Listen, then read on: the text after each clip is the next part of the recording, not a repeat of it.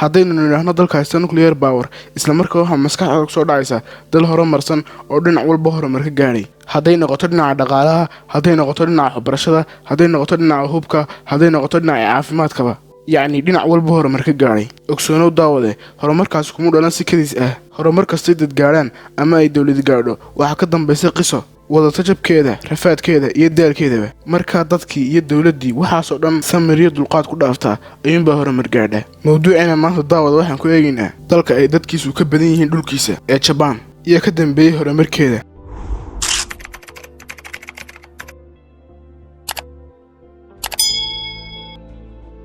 wax yar jooji muuqaalka daawade, haddii aanu channelku subscribe ku hayn subscribe saar si aan muuqaal kastan soo gelina uu si dhaqso ah kuu soo gaadho. haddii aad wax ka faa'iideen la wadaag saaxiibka si isaguna wax uga faa'iido. mahadsanid. ogsoonow daawade, in dowlad kasta ama dal walba oo horumar gaadha ay horumarkiisa ka dambeeyaan dhalinyar ama dadkiisu. waatay odhanaysay khayraadka ugu weyn uu dal haystaa waa dhalinyartiisa. markaa dalkan Jabaan waa dalalka dhalinyartoodu maalgashtay kadibna horumarka gaadhay. Jabaan 150 sano ka hor waxay ka mid ahayn dalalka dhaqaalaha ugu hooseeya adduunka oo dhan. waxaa la sheegaa kalabar dadka Jabaan inay daroogada isticmaali jireen. sidii xaaladda ugu jireen ayaa madaxweynihii dalkaas wuxuu go'aansaday inuu tiro arday u diro Germany si ay wax ugu soo bartaan. ardaydii markay tageen Jarmalka ilaan dadku iskuma jiraan waxaa jiray wiil yar oo la yidhaahdo Osihiro oo ay ka go'nayd inuu dalkiisa Jabaan horumariyo. intii uu wiilkaasi waxbarashada ku jiray ayaa waxa uu yidhi waxayna geyn waayeen beenta waxbarashada ku jirnay meel laaba ama meel aan practical ku samayno oo theory ama aragtiyuun bay nagu wadeen. Osihiro-na waxa ka go'nayd inuu Jabaan horumariyo, laakiin Jabaan ku horumarin kari maayo theory ama aragtidii buugagta ugu qornayd. waxay sidaas haydba. Osihiro isagoo maalin meel maraya ayaa wuxuu arkay macrad lagu iibiyo mashiinada. kadib waxa uu damcay inuu mashiinadan baayaco, waxaana lagu wuri qiimahooda lacagtii mushaharkiisa oo dhan. mushaharkiisii oo dhan buu mashiinkii ku iibsaday.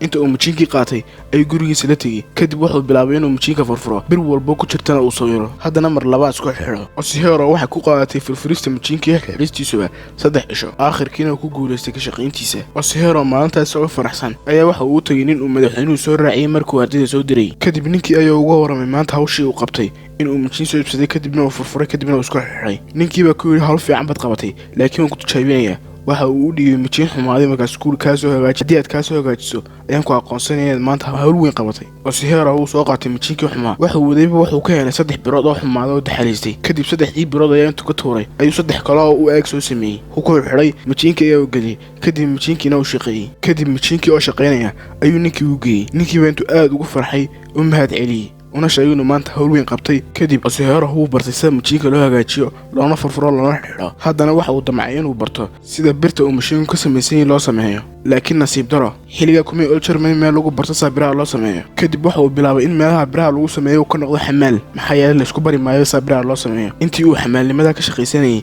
ayuu hoostana ka baranayay biraha u sameynayaan. aakhirkii markii uu bartay ayuu meeshiisa kaga tegey. intii aanu dalka ku noqon ayaa wuxuu damcay inuu shirkad iibsado si uu mashiinada ugu sameeyo. markuu dalkiisa tago Osihiro markii uu Jabaan ku soo noqday isagoo shirkadiisii wata ayaa waxa maqlay madaxweynihii. kadib madaxweynuhu wuxuu damcay inuu inaan ka yar xasuumo, laakiin Osihiro kama uu aqbalin. wuxuuna yidhi ilaa inta sameynay mashiin iima cuntanto inaan madaxweynaha la kulmo. Osihiro wixii uu dadaalaba aakhirkii uu sameeyey mashiin, madaxweynihiina uu la kulmay. qisadan waxaynu ka qaadanaynaa daawade, haddii aad han leedahay caqabado kuma hor istaagaan.